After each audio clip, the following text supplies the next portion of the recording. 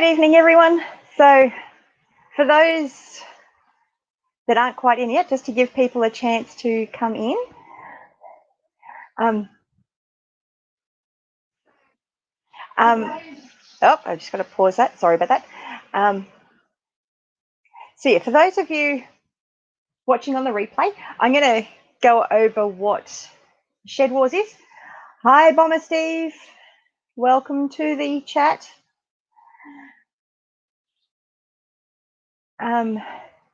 Sorry, I'm a bit disorganized to get a bit. Hi, Resonance.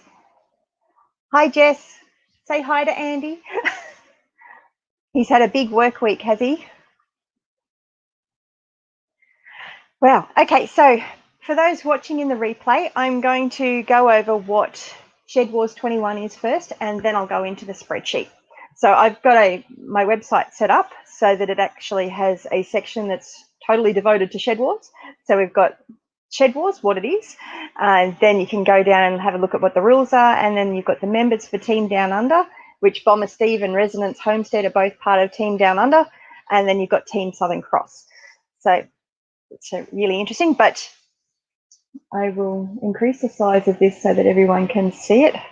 So you've got the SHEDWARS link there.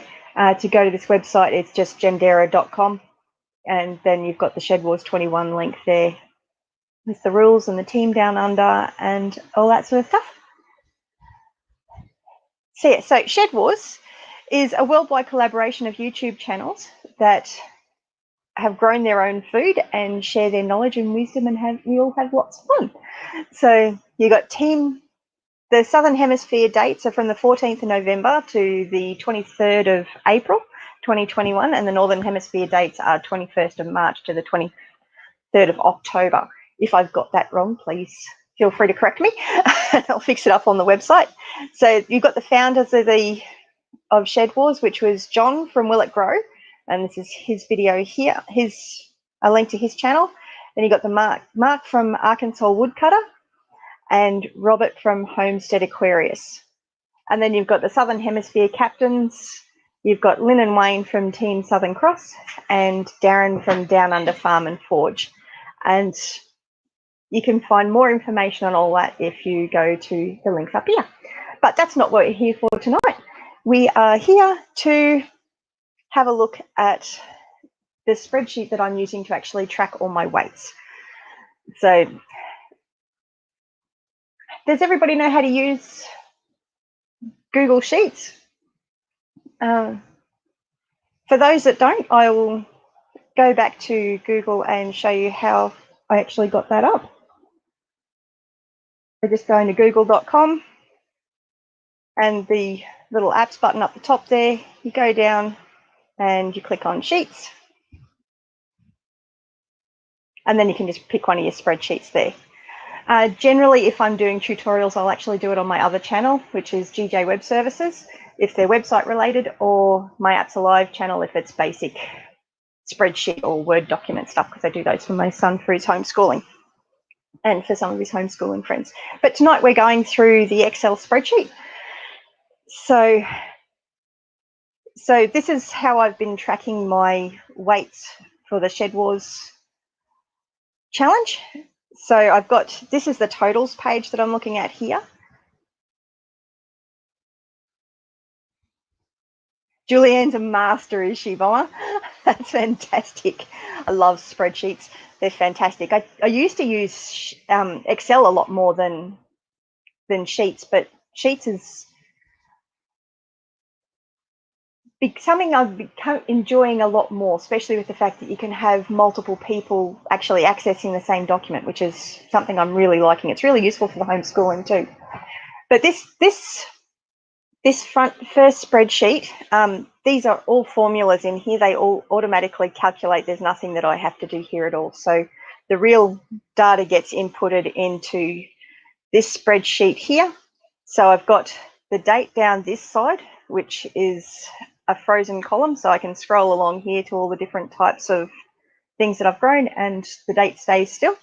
And then I've got the types of thing that I've grown up the top, and I've got that top row frozen as well. So, and all I do is I just stick in my data from that day you can tell when I started milking the second goat, my daily tallies added up quite significantly. So yeah, so I just type in whatever it is that I've actually collected for the day. In this case, I've actually weighed the bucket, so I had to take off the weight of the bucket. And when I put that in, it automatically updates on this page. So this weight total here is actually the tally from the total from all of the weight in column B completely. And it goes on further along the line. Then I've got, this one's just that number converted to kilograms, and this one is that number converted to pounds. The next thing I got here is, in this section, is the total weights from everything that I've produced, which isn't a huge amount compared to some of them. Luke from Feather and Down Homesteads has got me totally beat. I've got his link here somewhere. Yeah, Luke from Feather and Down Homestead has got me completely beat on weights. He just blows my mind with what he's doing. And then down in this section, I actually take all that data from this spreadsheet and sort it out so that it's actually by month. So this is how much milk I collected in December, and that number is then converted to pounds. This is how much I collected in January, and then it's converted to pounds. So yeah, Bommy, you and Julianne can probably actually tweak this and make it even better than what I've done, but this is working from me really well. So yeah, it's something, it's helping me to teach my son how to do stuff as well with his homeschooling. So yeah. You got a handmade leather notebook. Actually, that's actually a really good idea, Jess, and it's really important to actually slow your mind down, and doing stuff on paper is so important. I think I probably just stick it into the spreadsheet because I've got my phone with me and not a piece of paper and a pencil. Hi, Darren. Thank you for dropping by. Welcome to the chat. I've got your link here somewhere. So Darren from Down Under Farm and Forge has just jumped into the chat. So you're just going through a brief overview as to what's in my spreadsheet and how I tally up all my totals for my weigh-ins. So Bomber Steve and Julianne from Sweeney's Creek Farm, they can probably make some major adjustments to and improvements on what I've done. I'll just pop Julianne and Bomber Steve's channel up as well. And Bomber is doing a fantastic job in the comments, adding up all the links, as he always does. So yeah, I'm not sure what else I can tell you about it. It's a fairly simple spreadsheet. So yeah, it automatically converts everything from the grams to the pounds, so I don't have to worry about that. It adds it up by month, it adds it up by all that sort of thing.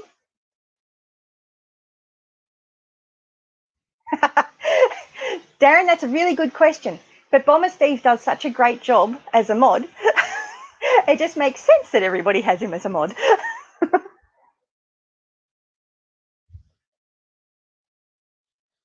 Yeah, Bomber, that's probably the main thing, as long as the spreadsheet does do what you want it to do.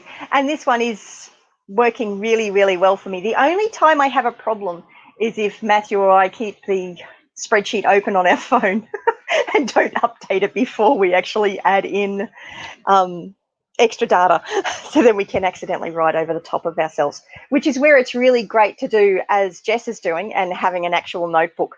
So it's not just also having the benefit of slowing down the mind so you're not looking at a screen all the time. It's also a backup for the digital software. I'm probably a bit slack in that respect and a little bit too reliant on the digital interfaces. Darren, what's his cheat sheet?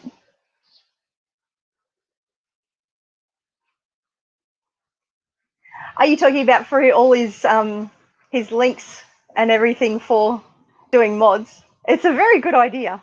I think I did start a file with that, but then forgot where I put it. It's probably in the computer somewhere. I actually haven't looked at it. And most of the time when I jump on lives, I'm actually on my phone, not on my computer. It's a really good file idea, Bob. Really good idea. You've got it alphabetized as well. That's very good. I like alphabetized stuff. I should really do that with all these things, but it works for me. Yeah. So yeah, that's basically it for my file. There's nothing terribly thrilling or exciting with it. I'll pop a link up for anyone if they would like to actually utilize the file. It's only one so that you can view it, so you can't edit my file. But I'll put a link I'll actually put that link in the description as well. So if anyone does want to utilize the spreadsheet, so it has all the automatic calculations on the front sheet and then has all the tallies in the inside bit. But if there's anything I can do to help with that sort of thing, or if you'd like some help, or if there's something you want to be modified, obviously Bomber, Steve and Julianne don't need that kind of help because they're probably much better at this stuff than I am. So yeah.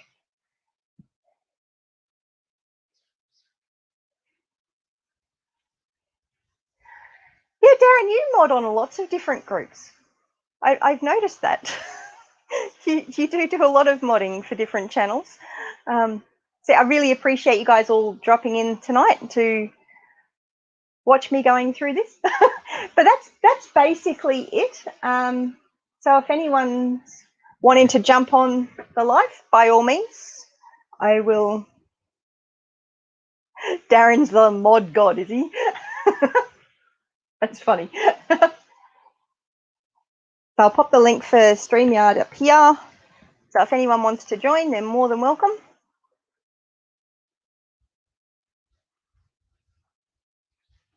You have Excel open all day and have 6 sheets open now.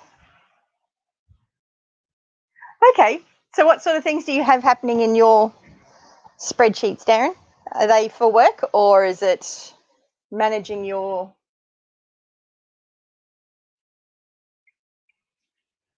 just managing your homestead stuff?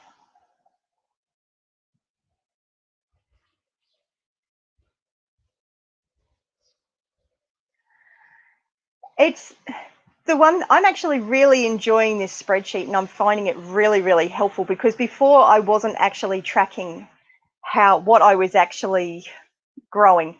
I was just collecting stuff every day and I had no clue what I was actually collecting. So this has been actually really good for me.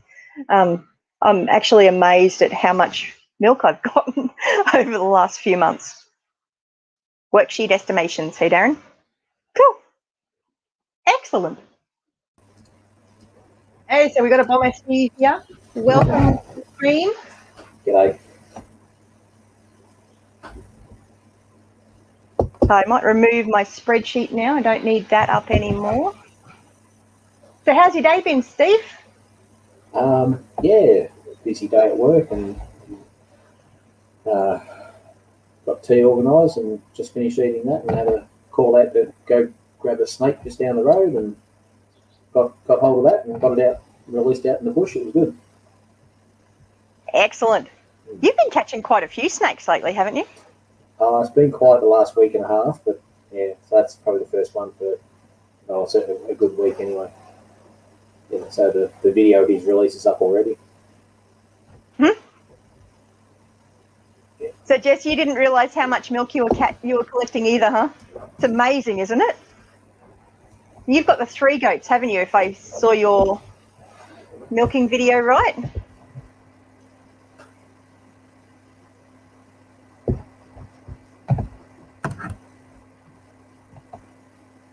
Stop that screen. Cool. So how many snakes do you think you actually catch? Like, do you have a normal amount that you'd normally catch in a week, or I suppose it varies a lot? It varies. Depends on the weather. There's a lot of factors that come into play, and I only do it part-time, just helping out the guy who has the business in Bendigo, so I don't get as many as what he does. I just get the ones that he's too busy to handle, or overflow basically. So yeah, I think I'm up to about 14 or 15 for the season. That's a decent number. Yeah. One of my idols that I watch all the time on YouTube is a guy called Tony Harrison, Gold Coast snake catcher, and he'll get 15 to 20 snakes on a busy day. But wow. Yeah, I mean, he's dealing with pythons and quick snakes and eastern browns and red bellies and a whole green tree snakes, and yeah, so he's dealing with a whole different range of species, and they reckon that 1 in 3 houses in Queensland's got a carpet python in the ceiling. So, oh, really? Yeah. So the carpet pythons live in amongst people a lot more, so they're interacting with them a lot more than what we do. So, I mean, here in Bendigo, our main one's the eastern brown, and they're a really shy, just runaway type snake. So, yeah. Okay. That's interesting.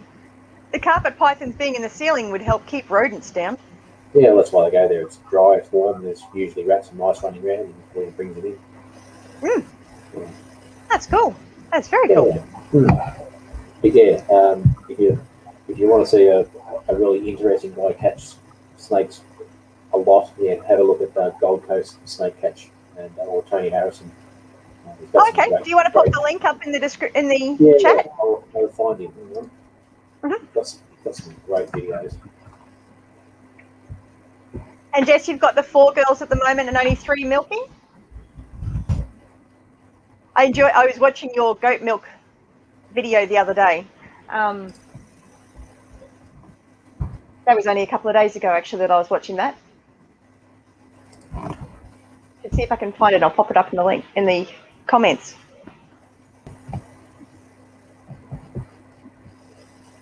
So you did a really good job, because you milk differently than I do, because you use the milk machine. That milking machine of yours is actually homemade, isn't it? It looks very cool. Yeah. Just got to go AFK for a minute, guys. We'll be back in a minute. Okay, Steve. So here's a link for Jess's video while she's milking her goat. I think that's the right link. Actually, I'll make sure I comment that. See, I hand milk my goats, and you've got the milking machine. Ah, your boy was old, so one of the girls didn't get pregnant. That makes sense. That makes total sense. It does make it hard in a dusty shed to milk the goats. You'd get a lot of dust into the milk, and it'd be impossible to get that dust out because it'd mix all into it.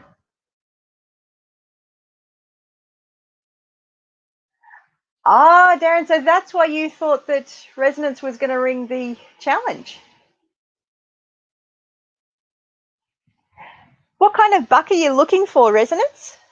Jess, are you looking to actually have a purebred buck, or are you just wanting any buck to add to the herd, and you're not too worried about it? You want a smaller one? If anyone wants to come up here and join me, they're more than welcome to. I'll leave the link. Yeah, a full boar. I've heard that if you mix a full boar with a dairy goat, then you're going to get a lot better milk production and meat production as well.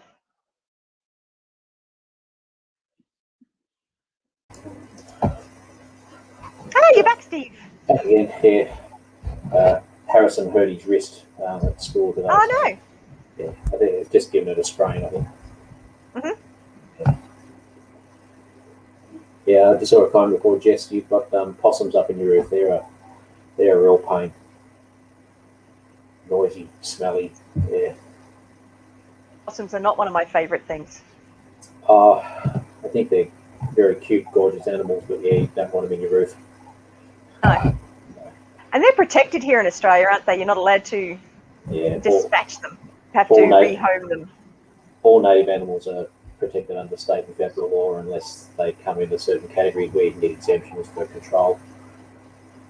So possums can't be culled, but they can be relocated. But in Victoria, I'm not sure whether it goes nationwide, but we can only relocate them 50 metres from where we catch them.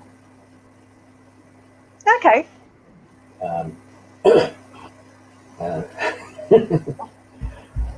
Sweeney's Creek's just jumped on. Hey, bub. Hi, Sweeney's Creek. Welcome to the chat. It's nice to have you here. Yeah, there's research done that if you take a possum further than 50 metres, 100 metres away from where you catch it, it ends up competing with other possums and it can't find a home, and then it gets taken by foxes. It basically is a 95% chance it dies. So all you can do is catch it, give the homeowner time to block up their feeds and where the possum's getting in, and then you've got to release it basically within the same environment, and then hopefully it finds a home where it was, but not inside the house. So have you got any tips on how to make it so possums can't get into your roof? You don't have any gaps in your ceiling. It's the only way. The only way you can keep them out is to not give them a doorway. So yeah, and they don't need much to get through. Hi, Wild Edibles. It's lovely to see you here. I can see that you're using Mike's phone again. It's always lovely to see you in the comments and in the chats. Mike the caveman. Julianne, we're going to miss out on seeing you in your jammies. I suppose it's not a pajama party tonight, is it? And I haven't got the silly hat on either.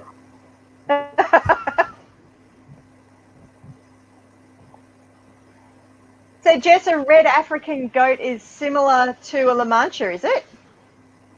I haven't actually looked into La Manchas. $1,800 buck. Which bucks are $1,800? I've been a bit slack with my boys. It's usually just the cheap ones. And it's just so that they have the girls in milk. Well, I have had a few Saanen bucks. But my last boy was just one of Marbella's boys. So he was a meat goat crossed with an Australian bush mini. Very pretty colours. Pretty colours. What's the best breed for meat for goats? For meat goats, my understanding is it's the Boer goats, and the Australian bush minis are quite good, but they're smaller. And then you've got the Kalahari Reds, I think they're called. Jess can possibly correct me on that.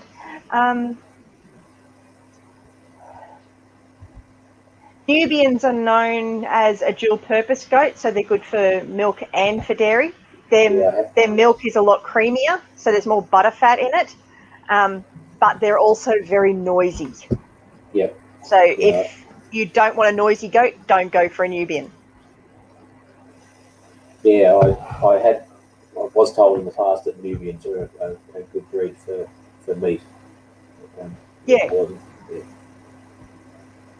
the only Nubian I've owned so far, she was an absolute disaster to milk. And it was actually my biggest milking video, most popular video watched, because I did up how to do DIY goat hobbles and how to handle a goat that squatted while you were trying to milk. I had her strung up with all sorts of things. Oh, she was a very difficult goat to milk. And she didn't give much milk either. Yeah. Her resident says the boar goat. Boars are the most common. Yeah, so they're a species, they're a breed from South Africa? I believe so, yes.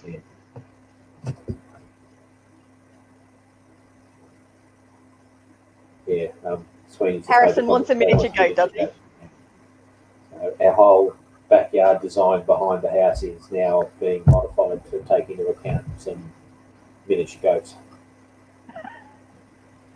Goats are a lot of fun, and the Australian miniatures are really, they're quite good. I had a couple of miniature weathers that when I first started in goats years and years ago, they're actually still my son's favourite goats, even though we don't have them anymore. He's still telling me how much he misses Coco and Coconut. We did hear a funny saying the other day. Someone said how to test if your fence is goat proof. Yeah. To throw a Put bucket water of through water. Yeah, throw a bucket of water at the fence. If the water goes through it, so will the goat. My observation with fencing and goats is the fence is a suggestion, but provided you've got food in there, they've got water, they've got shelter, they've got company, they're usually happy to stay in there. I did find, like here, I haven't had a lot of luck with my electric strand fencing because I had a couple of kids that learned how to jump them quite early, and they wanted to go spend time with their other friends. And I was only using the tread-in posts, and they just aren't high enough. But if you use star pickets with 4 strands of electric wire, it usually works really well. Yeah. Provided they've got food, friends, water, and shelter. They do not like getting wet or startled. Yeah. Flame weeders, and they hate whippersnippers. Yeah, I in my younger days, I went out hunting feral goats, and they were a difficult one to track because their sense of smell and their ability to just, as soon as they got one whiff here or a side of it, they were gone. So you knew if you took down a feral goat, you had done your hunting skills really well. Well, yeah, they're very fast. They're very fast. So Dana's pregnant doe went over a 4-foot cyclone fence. Well, it should have been 5 foot high, shouldn't it?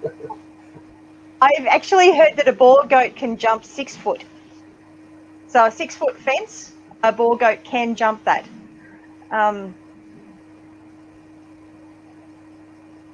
Which is why fencing is really a suggestion. I've also seen goats climb fences. Yeah. Like none of mine have, but if there's somewhere that they can get a toe hold, they will climb it. If they don't have food, friends, water, and shelter. Yeah. Well, I've seen video of goats going up the side of a dam wall, like an actual reservoir dam, and it's made out of stone, and they're just using their feet just climbing up the side of this dam wall. So, they come from animals that live in the mountains, and so, they've got to be good at climbing. Oh yes, yeah. I mean, that's part of the reason why a lot of times goats will have trouble with their hooves when they're in paddocks, because there's not enough rocks to keep their hooves trimmed, whereas when they're in the wild, the rocks trim their hooves naturally. Yeah, actually, we were watching a video the other day.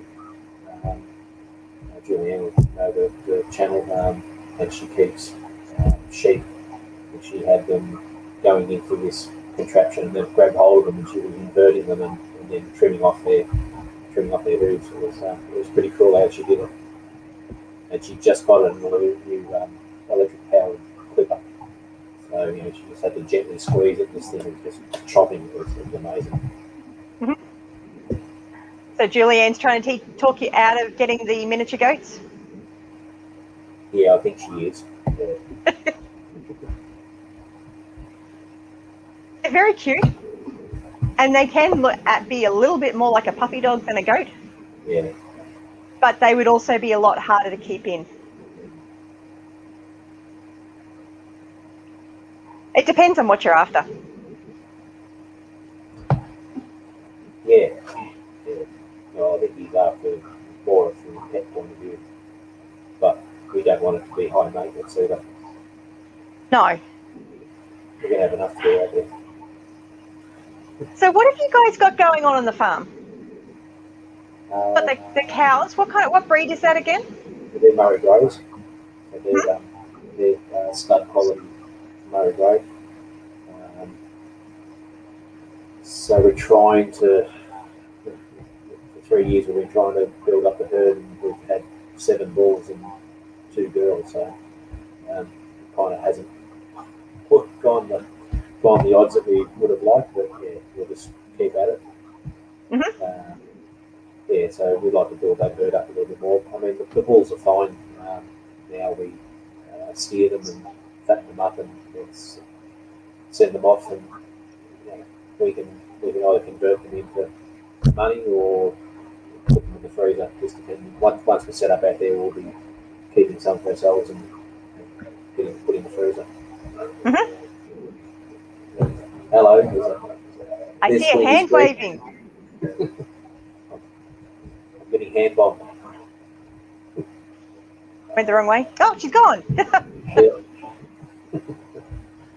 So is that Julianne waving behind you? Julianne, yeah. It's as close as she's going to get to the camera at the moment, huh?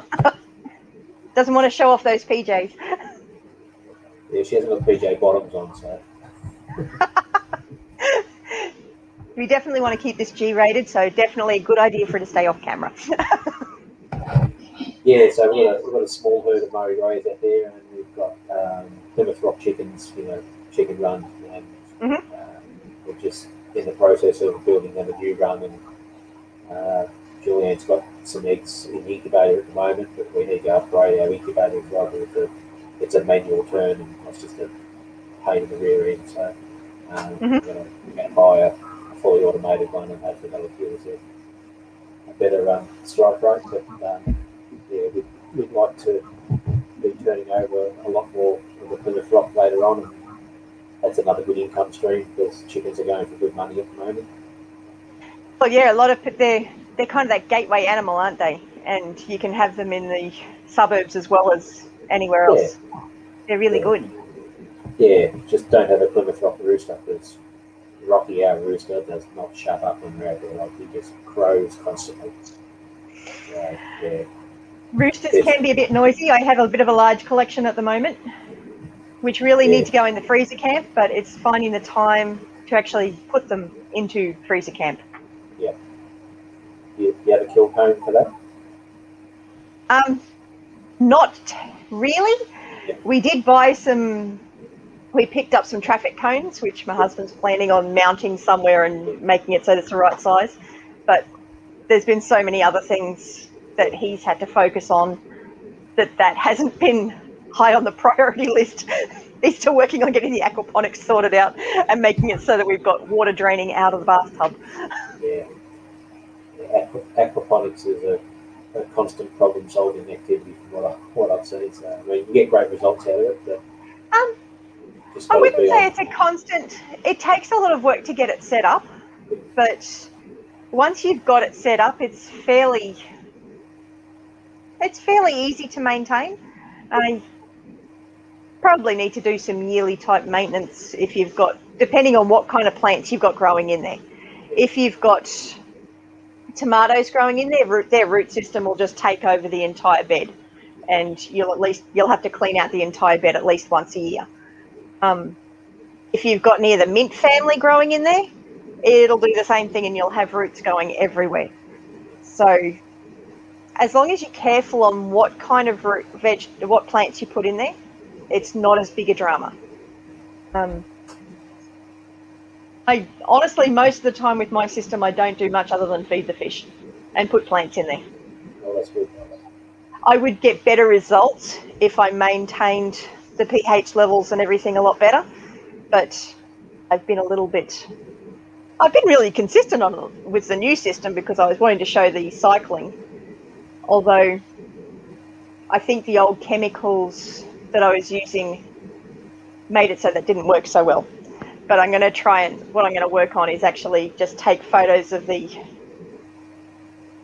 actual tests over a week or so, and then put a compilation video together so that you can see it easily. So that's my plan. That's what I'm thinking about doing anyway. because watching the nutrient cycle in the aquaponics is really interesting, and I'm going to be using that with Matthew with his homeschooling as well. Now, I saw up here earlier too that Darren's finally set up his Amazon affiliate account. Well done. I got mine set up a while ago. I don't use it as much as I should, but it's definitely a good thing to have. The other thing Julian's just reminded us as well, the pigs is the next one that we're going to be adding out there. Oh, okay. So we're using those in a rotational grazing. So set them up in a mobile electric fence, and we've got a section of land at the top of the property as you come in, and the soil quality is very thin and very poor, and it's quite gravelly. So we'll use nature's bulldozers to get in there and turn it all over, and then that's where our future orchard will go. So we don't really want to get a tractor in and rip it. We want to try to stick to the no-till, but hoping that things will get in, do their thing, and really get stuck in and turn it over, and then we can introduce a bit more organic material, because it's at the top of the hill, and it's over the last 150 years, most of the soil is sort of eroded away. It just needs to be. It needs some TLC. There's a lot of areas in Australia that are very, very over-grazed and have no topsoil left. Well, one of the issues in Bendigo, of course, we were one of the biggest, at the time, we were the biggest gold producer. The Bendigo goldfields back in the 1850s and 1860s. And I've heard it described that basically every tree within 20 or 30 miles of Bendigo had been cut down for use in the mines as roasting and firewood and all that sort of thing. So, most of our forests were very much decimated. We now have state forests and it's allowed to come back, but there was a lot of ground that was cleared. But when you look at the lay of the land and where the water runs, it should never have been cleared.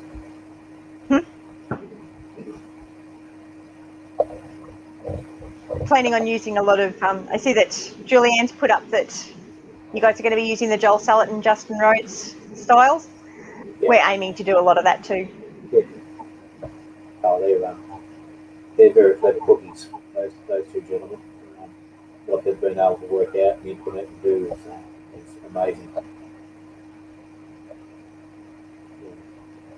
And as Julian just said as well, we've got 20 acres, so we've got a lot of land there to be able to bring in various techniques and move them around. Yeah. Wild edibles, I totally agree. I love permaculture. It is.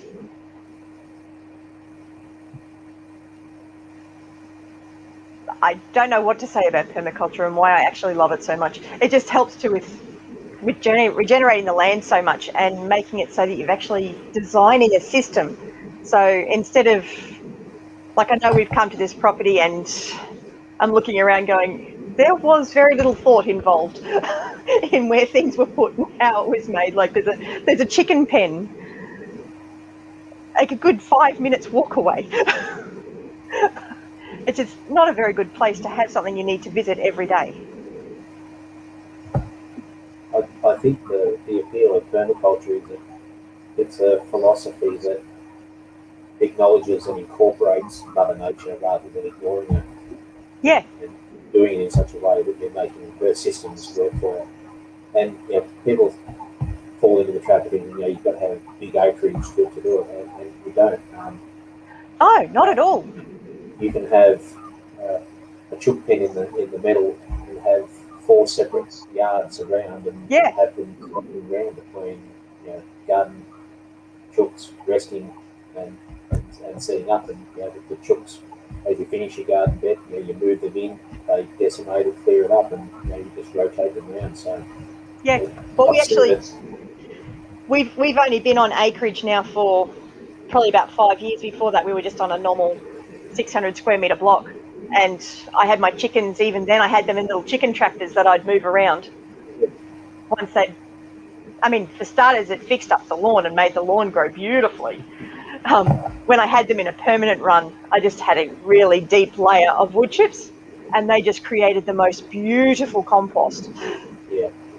The moving around, they made it so they produced beautiful garden beds. In some ways, it was actually a lot easier on the smaller property to actually design the space and work within the boundaries. I'm finding it a lot more challenging when you've got the larger area. It's like there are so many possibilities. Where do you start? So back to basics, do a PDC on the property again. Yeah, well, our design that we've got coming up for our new chicken run is going to have wooden boards on the bottom, actually make basically a massive great big raised garden bed, and that will be filled up with wood chips, and as Julianne and Joel Sullivan calls it, the carbon diaper. Yeah. Let them jump over, and then the fence will be above that, which will that'll serve two purposes. It'll make the fence a bit higher and make it harder for animals to get in there, and it also means I can drive the tractor in and collect up all this amazing compost that the chickens are going to make for us. And Darren, you're absolutely correct. Permaculture it's the design principle that encompasses the whole property. So it's about designing your systems. So yeah, Gabe Brown's done a huge amount of stuff. Joel's done some fantastic stuff. I also like Alan Savory. He's got a lot of stuff on regenerative agriculture. There's really amazing work being done just in healing the land and regenerating the land that's around us. And one thing I get really excited about here is, yes, I'm in the Lockyer Valley, which is known as the salad bowl area. And there are a lot of areas here that grow things beautifully. But in my little area here, there's been so much land clearing that we don't get that much rain anymore. So yes, it's called Lockyer Waters, but the locals actually call it Lockyer No Waters. That's another thing too that a lot of people aren't aware of, that forests and trees actually bring the rain down.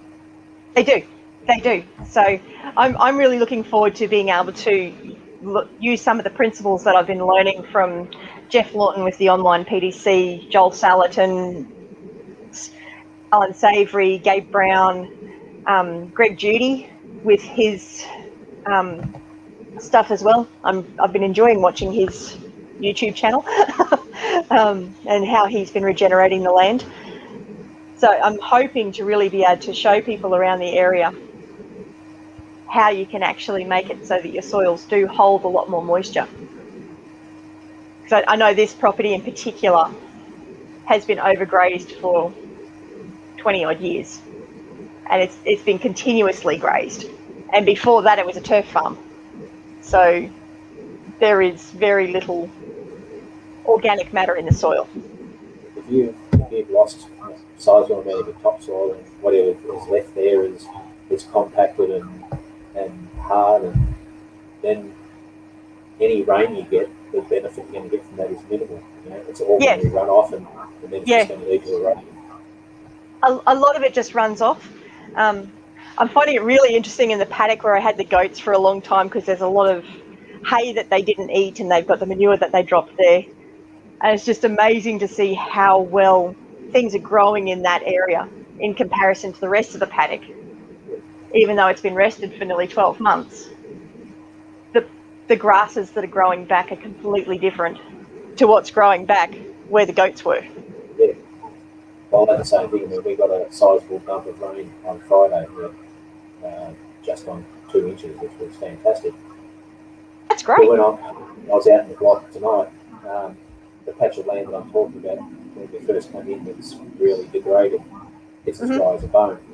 But when you go out the back where the cows have been, particularly the other day, I had to move their feed ring, and it had been in that one location for probably 6 bales of hay, so a number of weeks, and I was struggling to walk on it. It was that mushy, and the soil underneath it was black, and it's got all, as I said, the hay that dropped and all the manure and everything there. So the difference between those two parts of the property, and the only thing different is us introducing bales and organic material, and the cows turning it over. And yeah, it's just chalk and cheese between the two parts of the area.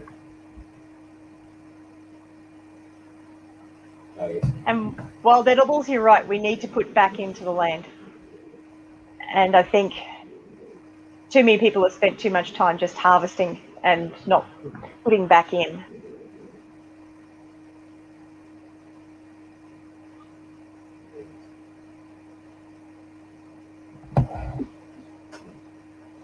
And Julianne had a video on the other day, and I think Julianne will be able to put the channel on there, but he was able to access the local council that collected up all the leaves falling in the fall over in America, and they were trying to get rid of them, and he took them. So they were actually driving their trucks out and dumping truck after truck of these leaves from underneath the trees in the town. And he was just wrapped with it because he said, look at this, it's free carbon, it's free organic material, and he was going to incorporate that into his systems. And he said the resources that are in that particular rubbish is for him was gold, because he could then use that to enrich his resources there. Yeah, Julian was saying as well that feed ring we've moved around. We had a driveway that came up through the property, and that feed ring has made its way along the driveway. And when the growing season comes next, you won't be able to see the driveway because it's just going to be all grassed. The amount of stuff that's been added on top of the organic material and dirt and everything is just incredible. And I mean, cows aren't really good at doing that, but they're certainly not as good as pigs, but they've done the job. Well, just the disturbance alone of the soil is going to help.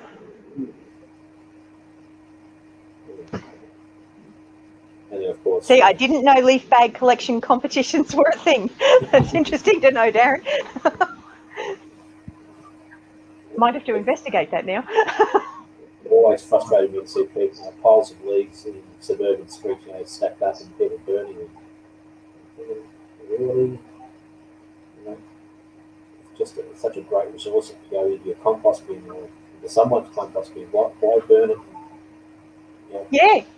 Put more carbon into the atmosphere. We definitely need to be composting that and turning all that organic matter back into soil, not. But I think a lot of people just look at it as rubbish. They don't want to deal with it. They don't want to have the waste. They don't want to risk the rodents that are going to breed in the compost or in the leaves, or the risk of snakes. Yeah. And look, I understand that, but that's just, you just got to wear that. It's like they're part of our environment. They're going to be around. You just have to be prepared for them. The other thing out there as well, the other plan we've got is we'll eventually be getting a proper commercially built water trough for the cows with a ball float in that. So I'm going to end up with about 5 or 6 bathtubs that will no longer. So the plan is to turn them into Rob Bob style worm farms. Oh, okay, yeah. There's some really. I was going to do that at one point, but never actually got to the point where I completed it. Yeah, definitely. I mean, I've got my little tiny worm farm at the moment, but it'd be much better to eventually scale that up to the bathtubs like Rob Bob does. Yeah. Well, we've got Bendigo Racecourse not far from us, and there's a whole horse racing precinct around there. So every second property down there you drive past, and they've got big bags of horse manure, $1, $1.50, $2. So it's quite inexpensive to get hold of that, and that they become a great base for worm farms. Cool. Well, I'll just read this out. Darren's going to be putting a homemade barrel composter Super cool. upper that he's about to film. He got his barrel yesterday. Barrels are so useful. But I would love to stay and chat longer, That's all right. but have to go do house stuff. Life calls. Life gets in the road of everything, doesn't it?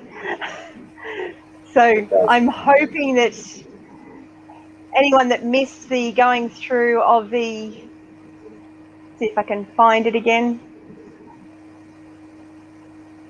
What? I will reiterate, if anyone wants to do anything on Excel, that Julianne is an absolute master at it. So if there's anything you need to know how to do, shoot her a message and she'll help you out. That's great. You know, Creek Farm, can you put your link up again so that people can know where to contact you at? So this was the spreadsheet that I was going through today, showing how I collate my tallies for when I weigh in my vegetables and everything. And I know both myself and Jess at least have really been amazed at how much milk we've collected from the girls over the time of Shed Wars. I've found it absolutely amazing. And having this automatically tally it up means that I don't have to worry about adding it up. And I really do need to make it so that I've got a book version of it as well, just in case the file goes down, which would be really horrible. So yes, forgotten where I was going with that.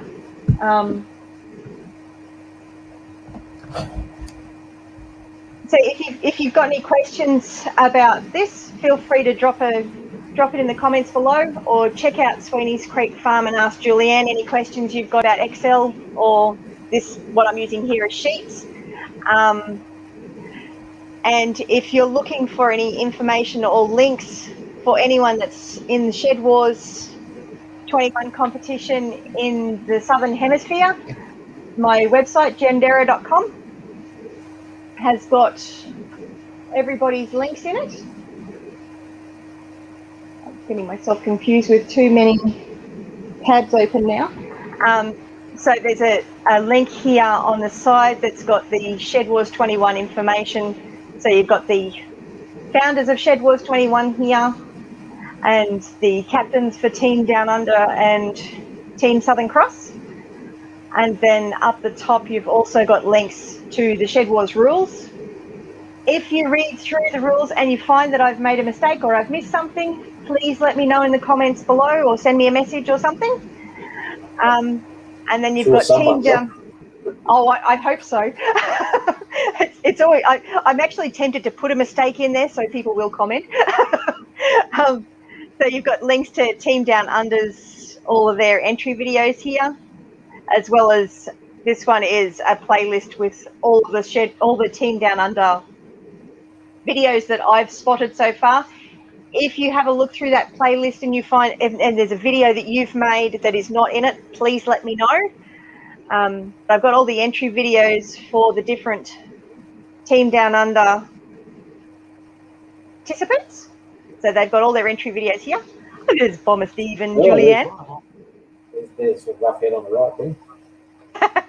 And then we've got our ring-ins from the Northern Hemisphere into Team Down Under. So that's really, really fun to see what they're doing at the moment and what they're growing. And then you've got Team Southern Cross, which Wild Edibles is part of. And she's, a link to her channel is down here. Oh, my computer's going a bit slow. My internet's a bit sad. You've got Josh within your yard Homestead. He does lives regularly, once a week, isn't it? What day does he do that on, Steve? Do you know? Do you remember? Friday night. It's Friday night. You got Rue from over in New Zealand. There's some really good teams and some great videos that have been being shared. So there's Wild Edibles. Really enjoying watching all the snow and everything that's being grown over there still. That's really cool. And then Jacko's allotment as well. I'm going to drop a link on as well to Josh's GoFundMe page. So yeah, absolutely. Just upload. He's in a bit of a bind. And his car has finally died, and he really needs to get a new one to get moving again. So I'll just drop that in. Great. Steve, anything we can do to help Yeah, fellow look, homesteaders? he's a great young fellow. He's had a very tough and interesting life, and he's pulled himself up by the bootstraps, and he's now making a go of things. And yeah, guys like that, you don't mind chipping in and having his back and looking after him. Absolutely. I'm not ignoring Absolutely. Darren. I'm just not responding. Are you being naughty, Darren? Darren's What are very we quick doing? at sizing people up, and he's got me down as what do you say, a pain and a nerd, and that's about spot on actually. Ah, where's he got that? A little bit further up.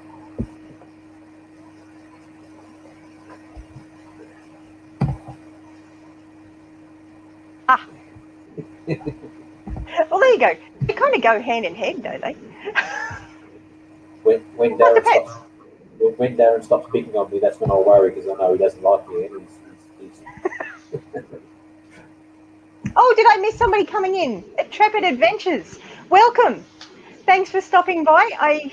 Feel free to watch the replay. Is there anybody else that I've missed that's popped in that I haven't said hello to?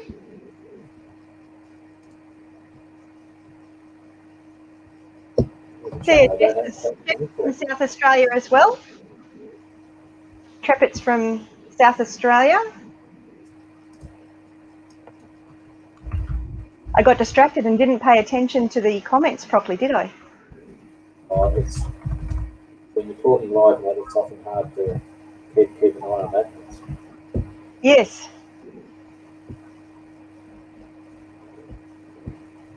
There's the link for Josh's GoFundMe. Yeah, I think he's up to nearly 2,000 at the moment, which has been great to see. So if you can pop a few dollars in, great. If you can't, share the link around and see if we can help him out. Yeah, his last video, he was stripping off everything of any value or any use off the old car, and well, you could just tell in his tone it was hard for him. Mm. Yeah. Real challenge, especially being out on property and not having a working vehicle. Indeed, but he's a typical Aussie. He's not sitting down and sulking. He's getting on with it. And, yep, it's good. And he's done the right thing. He's realised he needs a bit of a hand, and he's put his hand up and said, "If you can help me grow," that he's not begging, but he's letting me know that if you could help him out, he'd be certainly appreciate it. So, yeah, he's a good young man. He is. And Wild Edibles, you're right. We're warming you guys up, and you're cooling us down.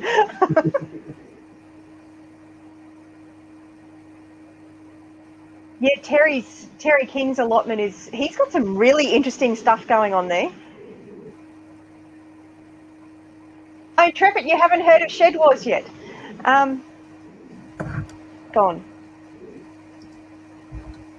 If you want any information on SHEDWARS, I will leave a link down here. There's lots of information on here, and there's playlists and everything you can watch. Basically, SHEDWARS is a global collaboration of homesteaders and gardeners growing as much food as they can and weighing it in, and we're just all having fun. And it's just a really nice community. How would you explain it, Steve? SHEDWARS? Yeah. It's an opportunity for YouTube channels that have a shared passion in growing and producing and being self-sufficient to get together in friendly competition, but at the same, to compete against each other for some bragging rights, but at the same time encourage and support each other to make this world a bit better.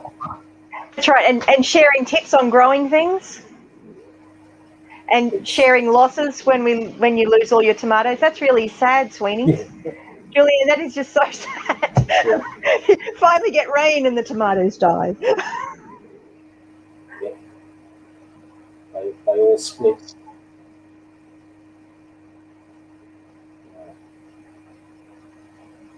And I've got on my list of things to do this year, making another batch of tomato relish, and it ain't going to Oh, take yum. tomatoes. You're going to have to acquire some from some suppliers in Bendigo. Mm-hmm. Excellent. But the guy that I got the apricots from, that I did my apricot jam, they turned out really well, so I'll probably just go back to him and get a few kilos of tomatoes and make some relish. Wild Edibles has encouraged us on our way of explaining it. Thank you very much. And Jess, that is fantastic. 122 grams of cherry tomatoes today. Woohoo! Yeah, cherry tomatoes are great for salads. They are. It's actually probably the one thing I can grow here in Queensland, tomato-wise, without the fruit flies eating them. Yeah. You have a dreadful problem with the Queensland fruit flies. You've got that extra challenge up there. We do.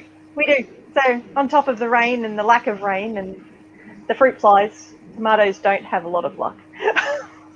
We watched a video from Mark from Sustainable Me, and also Self-Sufficient Me the other day, and yeah, he was putting netting around his fruit, and then he had another tree that had been attacked by the fruit fly, and yeah, he was splitting open the fruit, and it was just foul with those maggots and that inside. So that's tough. Yeah. 67 grams of strawberries. Yummy. Now, Jess, how many strawberries did you get? See, now I'm curious. She didn't want to mention the strawberries. Hang on. No, I clicked on the wrong one. She didn't want to mention the strawberries. Most embarrassing week of Shed Wars this week. I see, now I'm really curious.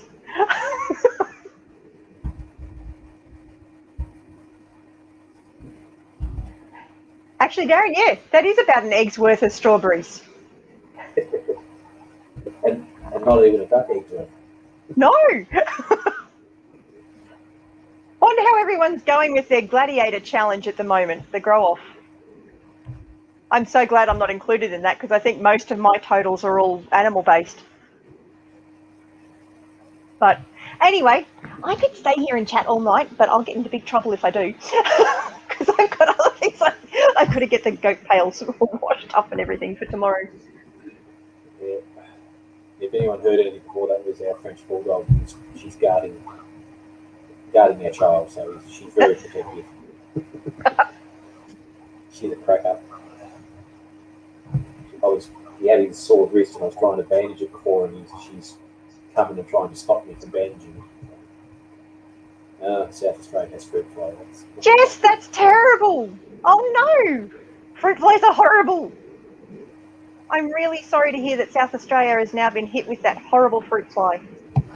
Chickens under every plant. They eat all of it. There's been outbreaks in Victoria too.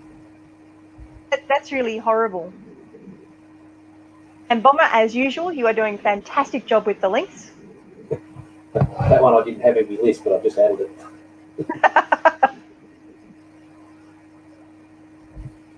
All right, you better get off and. Yes, I better go. Do your goats and get them inside, or do what you have to. Yeah, I've got to get myself organised.